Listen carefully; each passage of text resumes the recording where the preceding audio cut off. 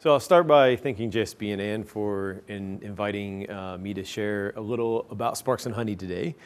Sparks and Honey, we started about 4.5 years ago. I met JSB a little bit after starting the company. And basically the company was developed in order to understand and track culture. At the heart of what we do, we want to understand where the world is going. We want to understand how to bring what's going to happen in the future to the present by understanding little small micro signals that we can listen to and detect on a day-to-day basis. The beauty of it is that there are lots of sophisticated tools, and you hear about many of those tools today, that can be deployed in order to do this. If you think about, and we primarily, not completely, but primarily work with Fortune 500 companies, and we're working with companies like PepsiCo and P&G and so forth and so on.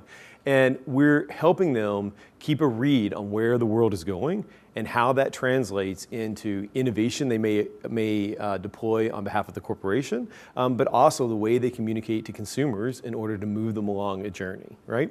So I start with this slide because this is basically the world we live in. It's a world that is moving fast. It's a world that's hard to keep up with and keep your finger on the pulse of change.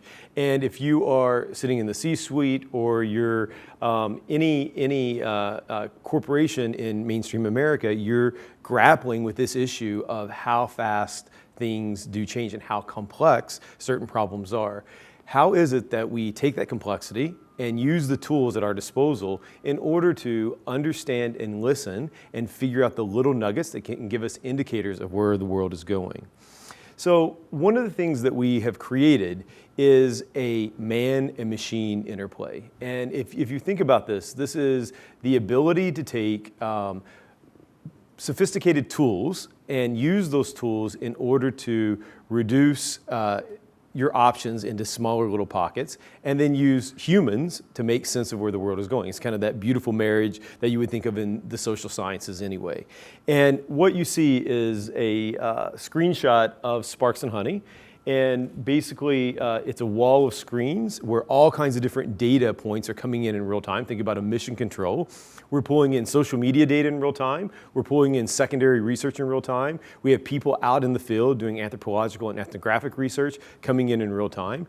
We're then scoring that data in order to understand how valuable it is at a given moment. But where the magic happens is every single day, the entire company comes together from 12 to 1. It's right up the street on Madison Avenue, and we dissect what we're seeing in real time because we're edge dwellers. We use tools in order to narrow the universe. But once we've narrowed that universe, we have to make sense of and understand how we activate what we're actually seeing. And in order to do that, you have to understand the patterns. The always-on part of this is super important in that this is a system that is 24/7, always on, and in real time. And what is happening in real time is you basically begin to understand the small nuances, the small little shifts that can become something big over time, but that you may miss because it seems very random if you don't have the tools to make sense of it. So if you imagine in these meetings, we operate as an open agency, bringing people from the outside in every day. I was just telling Ann, we had a full crew at Sparks and Honey today. Sometimes it's thought leaders, entrepreneurs, current clients, prospects. Some people I see in this room have been to briefings before. And the idea is, how do we unpack what we're seeing in the world at the horizontal and begin to make connections and unpack and see patterns that we may have missed otherwise? And there's one really important piece here, is that if you don't do this almost every day, you're going to miss what's happening in the world. It's muscle memory that you start to build over time by seeing things at the horizontal and being able to connect them together. So, things seem very random, and the interesting thing is, you may be talking about a meme, you may be talking about something that's coming off of Imager and Reddit, and then you may be seeing something that's coming out of MIT or DARPA. And we oscillate between those two levels. It could be long-term things that are going to impact culture, and short-term things that impacted us in the last 12 hours. But the connection of those two things together allow you to see things that you may typically miss. If you look at this meeting, at this particular meeting, this is kind of breaks down why it's important. So the screens are using the tools, and you're going to hear about a lot of tools today that allow us to understand what's happening in social, right? That data is being pulled in real time. It's allowing us to quantify the shifts that are happening in the world. Those shifts might be through understanding the way people are communicating with one another. It may be in text, it may be emoji use, it may be meme use, it may be videos that people are posting. At the same time, we're overlaying all types of other data sources, and then we are scoring that data on 3 dimensions. On energy, how big what we're seeing actually is in the here and now, because we want to know, is this something we can do something with? Prediction, how long do we think it's going to last, and how many people is it reaching? If you look at the table, this is really important because everyone around the table has a role. Everyone comes with their expertise in order to shape and unpack the patterns, and everyone at the table is providing insights in real time. So when you do this daily, people begin to create a code. They know how to take tons of information very quickly, dissect it, unpack it, and do something with it in almost real time. And so we can go through probably 50 to 70 signals in an hour. That's pretty rapid. And we can, in real time, understand where those signals, how they connect together, and how they ladder up to a bigger framework. Additionally, everyone around the table has a secondary role. So someone is tagging these signals directly into a database in real time. Someone else is fact-checking the signals in real time. So it's a pretty impressive meeting to watch because not only have we used the tools, we are creating a conversation, we've created a code to unpack what we see, and then we're having a secondary objective run in parallel. This is another framework that we use, and it is really the lexicon that allows us to make sense of so much data so quickly, right? And this is what we call our elements of culture, and is a trending framework that is basically broken into 3 types of trends. Megatrends, trends that will shape organizations 10 years plus. So if we're future casting and doing futurism, we have to have a mechanism to understand where the world is going. Economic shifts, sustainability shifts, ideological shifts. In the middle are macro trends, and those are trends that are going to shape the world 3 years plus, and then micro trends, those little small signals that we look at every day. The little small micro trends are how we discover new trends. Basically, if you're edge dwelling, in every single cultural briefing that you saw on the previous slide, we hear words or concepts that we've never heard of before. When we hear those words and concepts, they get put into a queue, and if enough of those cluster together over a 90-day period, that is the birthing place of a new trend. You have to have an organism that is completely dynamic, that is changing all the time in order to wrap your head around complex problems, right? So as JSB said in the beginning, this is a mechanism in order to make sense of shifts in the world. Otherwise, those shifts will go right by you because they're not on your radar in any way. So what this allows us to do is a couple of things. It allows us to have a code in the meeting to quickly bucket and organize what we're seeing. Number 2, it allows us to have a system by which to map every single thing that is percolating in culture in real time. So all that's held in a database. Once it's held in a database, then we can use data tools to analyze it, cluster it, and score it in unique ways. This is kind of a quick snapshot of the scoring methodology in that we want to understand how big something is in the here and now. So imagine you see something coming over that's a meme or an emoji or something in that regard, or a new thing around exoskeletons or drones or so forth and so on.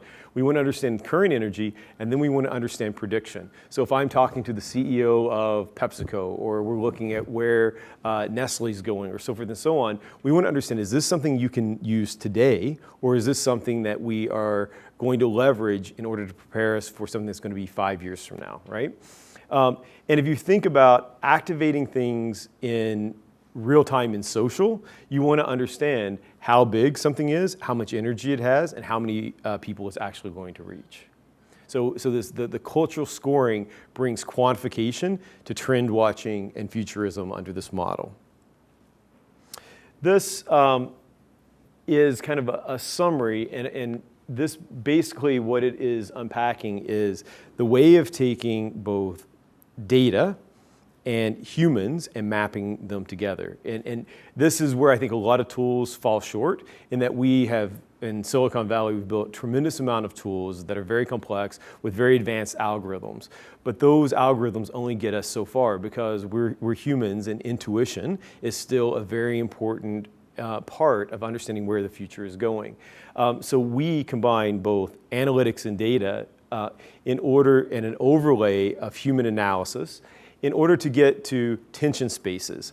And these tension spaces become very powerful because what we're looking for are trends and their balancing trend. I'll give you some examples. So if we talk to AT&T and we're talking about mobility, we may say that one trend is this idea of constantly being connected to technology, or the fear of missing out. The balancing trend of that is digital detox, the need to break away from technology. Anyone in this room oscillates between those two states every 5 minutes. You're looking at your mobile phone while I'm talking, and you're putting your phone back in, and you know you need to break away. That is a cultural truth that exists. The question becomes, where lies the opportunity in order to build a new product, a new business model, or to talk about where you are in the world and make that unique and authentic, right? So tension spaces become the idea of understanding trends and the other side of the trend so that we can differentiate and create white space. As opposed to just creating insights out of those tension spaces, we think, and we use the tools in order to forecast where the world is going, which is foresight. So how do we take the future, bring the future to the present, so that we can start to have a roadmap of if-then scenarios. If this happens, and we have a system that's watching if something's happening, we know if we turn right or if we turn left. All of this type of system is then leveraged in order to, in the advertising world, drive insights that become creative briefs, that become marketing communications, that drive innovation, so upstream innovation, new products, new services, or new business models. So once an always-on 24/7 system of both data and humans is created, it then can allow you to drive both upstream strategy as well as downstream tactics. One of the things that we've added into this most recently is just like in, if you think about Wall Street and high frequency trading, you have the same thing in media. And so within media houses, we are taking real-time third-party data, which is the data, your clickstream data when you're making transactions online. And now we have big data that is being overlaid into this equation. So the importance of that is now I can impact programmatic advertising. That allows me to not only understand where culture is going, but create ads on the fly. I can purchase media on the fly and create those ads on the fly. So it's now a system that allows me to feed directly into a C-suite on innovation and directly to a consumer at the individual level in order to try to enhance behavior, right? So that gives you the quick snapshot. So that is kind of the tool set that we've created at Sparks and Honey. It is an interesting interplay between man and machine. It's one way of trying to unpack where culture is going and applying that very broadly. So thank you.